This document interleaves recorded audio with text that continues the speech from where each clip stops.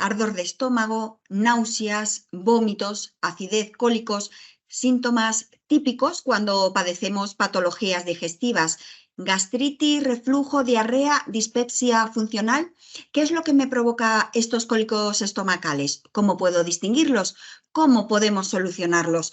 Para resolver todas estas dudas hablamos a continuación con el doctor Julián Carvajal del Departamento Médico de Laboratorios GEL España. Hola, doctor. ¿Qué tal? Buenos días, ¿qué tal?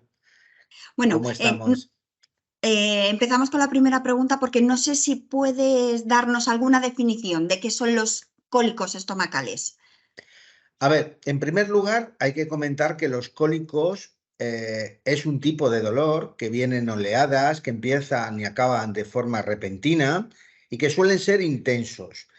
Estamos acostumbrados a oír muchos tipos de cólicos, por ejemplo, cólico biliar, cólico nefrítico, cólico del lactante y los cólicos gastrointestinales o intestinales. Pues bien, el cólico gastrointestinal o intestinal es lo que de forma habitual denominamos también cólico estomacal, aunque realmente se puede deber a muchas o a numerosas causas digestivas, entre ellas la más frecuente es la acumulación de gases. Y claro, gases es uno de los síntomas típicos, entiendo, ¿no? Que nos pueden poner en aviso de que estamos padeciendo un cólico. Eso es.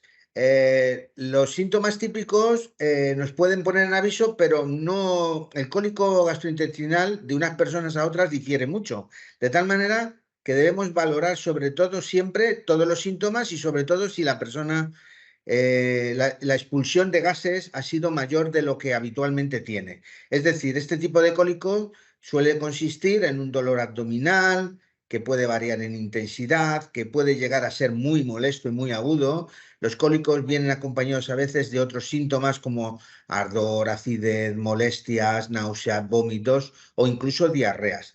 Además, normalmente se asocian a eructos o mayores niveles de flatulencias, es decir, que hay más gases de lo habitual, así como distensión e hinchazón abdominal. Esas sensaciones que a veces tenemos de estar como botes, estar llenos, ¿de acuerdo?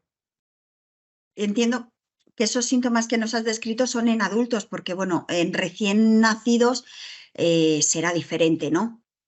Pues sí, efectivamente. En concreto, definimos a los cólicos infantiles o los cólicos del lactante como trastornos funcionales conductuales, son trastornos digestivos en el que el lactante de menos, suelen ser lactantes de menos de 4 años, de 4 meses, perdón, de edad, presentan accesos o de forma muy puntual irritabilidad, nerviosismo y sobre todo los llantos que no se pueden, los padres se vuelven locos, que se inician sin una causa aparente, que duran 3 horas o más al día, que duran más de 3 días a la semana y por un periodo de al menos una semana, pero que no les afecta en el desarrollo tanto de peso como de estatura.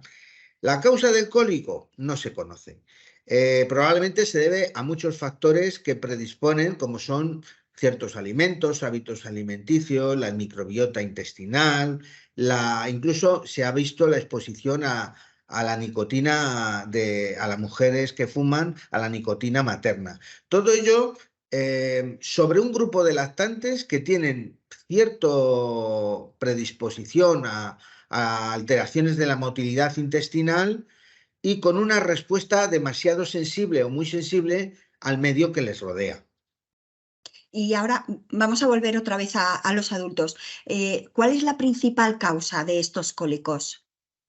Bueno, los cólicos intestinales o estomacales son situaciones frecuentes que son debidas a espasmos o contracciones de la musculatura de nuestros intestinos, que son dolores que se localizan en el abdomen y que normalmente están causados por o exceso de gases, por diarreas o por estreñimiento. Pero también pueden ocurrir por otra serie de causas, como son intolerancias alimentarias, infecciones, por ejemplo la gastroenteritis, las enfermedades inflamatorias intestinales, el síndrome de intestino irritable e incluso apendicitis. Es importante entender que el tracto digestivo o al tracto digestivo entra aire de forma habitual. Lo que ocurre es que algunas bacterias del intestino grueso forman también gas al descomponer algunos alimentos, sobre todo la fibra no digerible.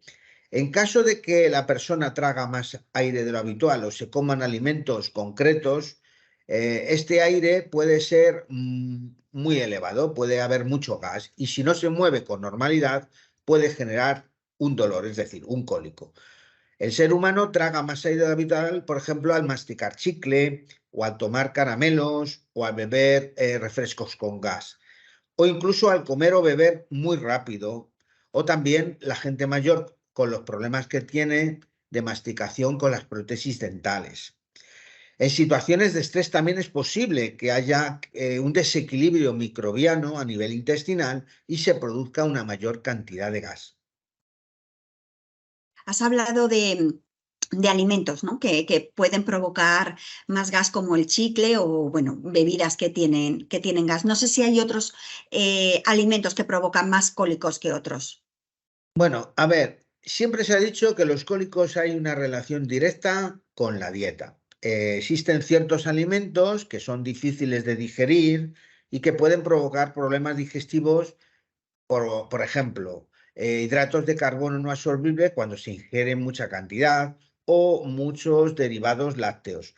Los cambios también bruscos de la dieta y una microbiota intestinal que esté alterada también puede ocasionar estos famosos cólicos.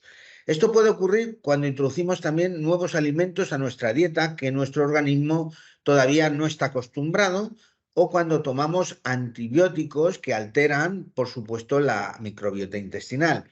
Los alimentos que pueden producir gases son fundamentalmente, ¿vale? Las grasas, los picantes, la toma de muchas legumbres. Bueno, aquí hay que decir que salvo si se toman en puré, si se toman en puré no hay mucho problema. Luego la toma o la ingesta de determinadas verduras como la col, la coliflor, las coles de Bruselas, también el chocolate, las bebidas gaseosas, la cerveza o la leche. ¿Y cuánto duran en el tiempo, más o menos, los cólicos? Bueno, en la mayoría de los casos, el cólico tiende a durar unos pocos minutos hasta como máximo unas horas y generalmente desaparecen sin ningún tratamiento. Si el dolor es causado por gases y dura más de 24 horas, se debe de acudir a una consulta médica lo antes posible. Es el momento de acudir al médico, perfecto. ¿Y qué cosas puedo hacer en mi día a día para evitar estos cólicos? Bueno, a ver, lo primero es decir cuándo deberíamos preocuparnos y irnos al médico, ¿vale? En el caso de que los síntomas sean persistentes o impidan la actividad diaria, debemos acudir al médico, bien al médico general o bien al médico especialista, para que sea identificada la causa del cólico y realizar un tratamiento más adecuado, ¿vale? Por ejemplo, cuando nos encontramos ante un dolor que dura más de 24 horas o que se ha vuelto muy intenso o que se acompaña de náuseas y vómitos, debemos acudir. También cuando hay presencia de vómitos o de heces oscuras o que creemos que están manchadas de sangre.